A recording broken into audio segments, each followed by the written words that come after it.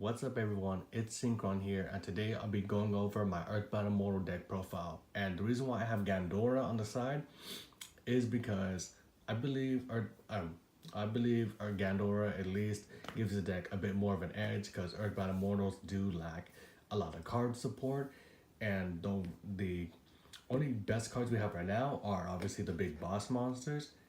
So I figured why not throw in a couple more cards to give the deck that little edge it needs to be more effective towards an opponent. I'll go over more of that in the video, so let's get started. Alright, so starting off with the Earthbound Immortals, we run 2 of the Orange Hummingbird. Basically, what this one does is if it leaves the field, except by its own effect, destroy as many monsters your opponent controls. And for each monster destroyed by this effect, your opponent takes 800 life point damage. Next, 2 of the Yellow Monkey. Basically, if this card will be destroyed by battle, you can tribute a monster you control, except itself, and half your opponent's life points instead. Next, the Blue Giant. Basically, if this card destroys an opponent's if this card destroys an opponent's monster by battle, after damage calculation, your opponent takes life point damage equal to the original attack of that monster they controlled. Next is the Red Spider. Basically, once per turn, you can tribute a monster you control, except itself, target a monster your opponent controls, take control of it during the end phase, and obviously return it during the end phase. Next, the Green Lizard. What this guy does is if it's destroyed by battle or card effect, it basically destroys the entire field with it as well. And finally, the Purple Whale. What this one does is if it's in defense position, your opponent does not get a battle phase. Mainly, if it's in defense position, your opponent's monsters cannot attack. And again, if it's in defense position, if I'm correct, your opponent takes life point damage equal to half the defense points of this card. And usually, the effect damage your opponent would be taking would be about 1200, since it is half of this card's defense points. And I don't know if I said this in the beginning of the video, but all Earthbound Immortals can attack your opponent directly.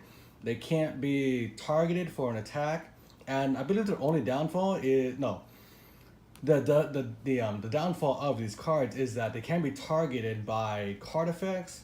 They can be banished, and if there's no field spot on the field, they kind of just send themselves to the grave. So the other monsters we do run are 2 Gandora-X, the Dragon of Demolition.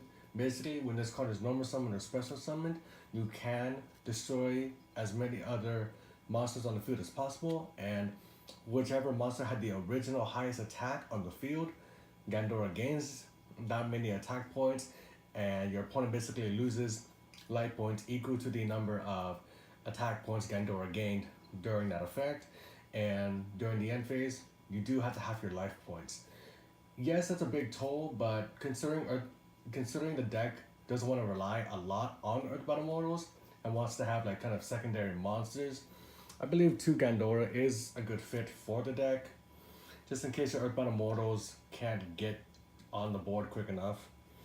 And we run the 2 Apprentice Piper. Basically, when it's flip summoned, you can special summon a monster from your hand, and if it's destroyed, you could special summon a monster from your hand. So pretty easy to get Gandora or the Earthbound Immortals on the field as quick as possible.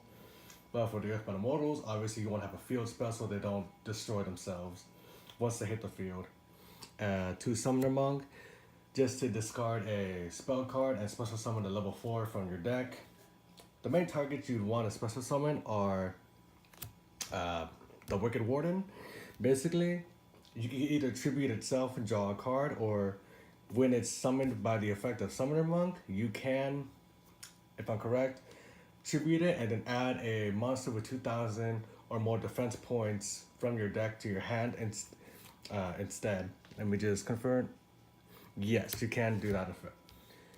We don't run Lair of Darkness, so those second and third effects of the Warden is the primary effect you want to use within this Earthbound Immortal build. And just another target for Summoner Monk, Earthbound Linewalker. Basically, while this guy's on the field, Earthbound Immortal monsters can't be destroyed by their own card effects, but since it's only a 1200 attack point monster, chances are it's not really gonna last long on your field, so that's why it's better off a summoner monk target. So moving on to the spells, we run 2 Muslim of the Emperor. Basically pay life points to normal summon your big boss monsters. Basically, for example, how Earthbound Immortals are level 10, therefore they need 2 tributes. Basically, each tribute needed, you pay 1,000. You pay 2,000, that counts for the tribute of the Earthbound Immortal or Gandora, but in the card text it says does not count as a tribute summon, just a normal summon for normal summon for that card. But to protect your Earthbound Immortals, basically, Mind of the Bound Creator, with this card on the field, your level 10 monsters cannot be targeted or destroyed by card effects, and if a level 10 monster destroys the opponent's monster by battle, that monster that was destroyed by battle, the controller of that monster, the owner of that monster loses 1,000 life points. And as another effect where you can add a divine monster from your deck to your hand, but we don't really run divines, so yeah, it's kind of useless. It's just there for the level 10 protection, really. Terraforming to add the field spells. 2 Pot of Duality to look at the top 3 cards of your deck and add one of them, shuffle the rest back into your deck. 2 Fires of Doom quick plays. Basically, you set this card on your turn. If you manage to survive your opponent's turn during their end phase, you activate this card. Get 2 Fire Doom tokens out on your side of the field, and if you're lucky to have Earthbound Immortal in your hand or draw it, tribute those 2 and get your Earthbound Immortal on the field or Gandora, whichever one you prefer to get out or whichever one you choose to play first. Earthbound Whirlwind. Basically, if you control Earthbound Immortal, destroy all spell and traps your opponent controls. The Monarch Stormforth. Basically, if you would tribute summon a monster, you can tribute summon using one of your opponent's monsters as well. The only restriction is you can't go into the extra deck, but thankfully, this deck sometimes goes in the extra deck, but it's not reliant on the extra deck all that much. Mainly getting out your big boss monsters from the main deck.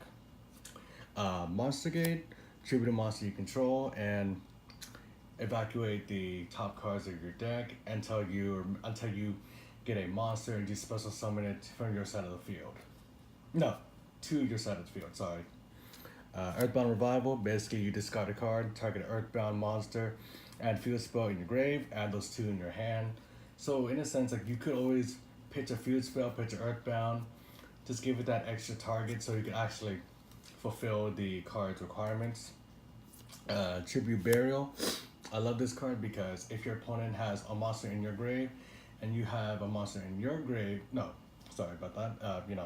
if each player has a monster in both their graves, you can basically banish one monster from your grave, one monster from their grave, and that basically counts as the tribute requirements for a high up monster. And reasoning, similar to Monster Gate, just evacuate the top cards of your deck until you evacuate a monster that can be normal summoned or set, just special summon it to your side of the field. Cards I wanted to go over before we go to the trap cards are these 2 here, 2 Clashing Souls. Basically, you pay 500. If a monster you control battles an opponent's monster, you can pay 500 life points until however many times you want to, and your monster will gain that 500 each time you pay 500.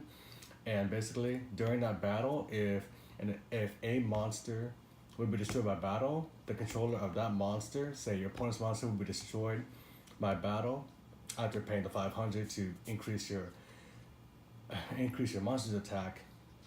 Again, like say your opponent's monster will be destroyed by battle. Instead of that monster being destroyed by battle, you just send all cards your opponent controls to the grave. So in a sense, I think Classic Soul is really great just for getting rid of your opponent's problematic cards. Like say they set up a, possibly U-Link, and you can't really get over one of your monsters, one of the monsters Like with Cerberus, can't be destroyed with battle. Phoenix can't be destroyed by card effects. Well, you could just use this card. It doesn't destroy, it just sends them all to the grave. If I'm correct, let me just see. Damage calculation. If any player's monster will be destroyed by battle, destroyed by that battle, send all cards that player controls to the grave. Instead, okay, so if they don't have Cerberus, then this card's okay. But if they do have Cerberus, then that's gonna be a little bit of a problem. But other than that, I highly suggest using Clash and Souls in this Earthbound Immortal build if you want. Completely your choice. But other than that, let's move on to the trap cards. Alright, so for the traps, you want to run 2 Offering to the Immortals. Basically, this is more of a card if you're in a tight situation. So say you have 3,000 or less life points. Your opponent declares a direct attack. You can negate that attack, special summon 2 ceremonial tokens, and this card allows you to add 1 Earthbound card from your deck to your hand. And you know, it could be the monster, it could be the revival, or it even says right here, the Roar, the Earthbound, but we don't run that in this build. And what the ceremonial tokens do, basically, they cannot be used for tribute summon unless for tribute summon of an Earthbound Immortal monster. Or if anything, they could just be 2 tokens on your field, just kind of sit there for a wall for your opponent to go through. And if you do manage to survive through their attack, through their battle phase, you could go from there. 2, Dark Illusion.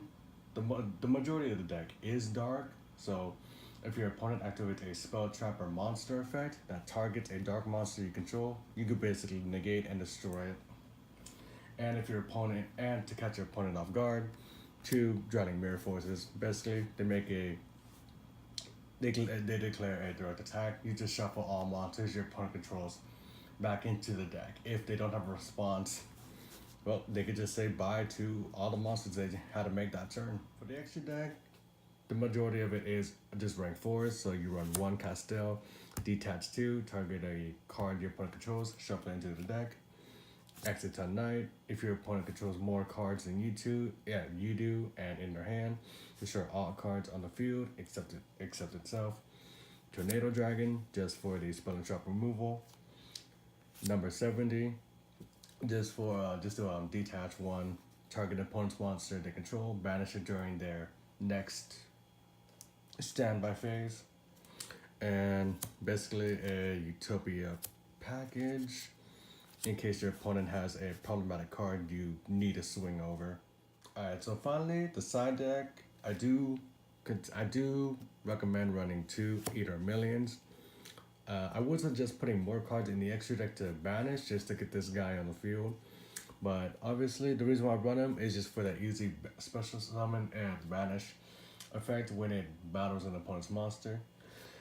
2 Forbidden Chalice, in case your opponent has a spell or trap that could affect your Earthbound Immortals. You basically activate this card, unaffected by spell or traps until the end phase, but they do have to lose 800 attack points. 1 set rotation to get the field spells as quick as possible. Hey Tunade for the back row, for your opponent's back row. 2 Dimension Guardian, because Earthbound Immortals like to destroy themselves if there's no field spell. So it's more of a worst comes to worst, at least I have this card to not allow my Earthbound Immortal to destroy itself. 2 Threatening Roar, in case you want to make this, in case you have to stall out to get your cards. Basically not allowing your opponent to have a battle phase during their turn. 1 Breakaway. Basically, to activate this card, you have to discard a spell, and during your opponent's battle phase, you could send 1 spell from your hand to the grave and end the battle phase. Then all face-up monsters currently on the field have their effects negated. But that's about it for the deck profile. I hope you all enjoyed, and have a good day.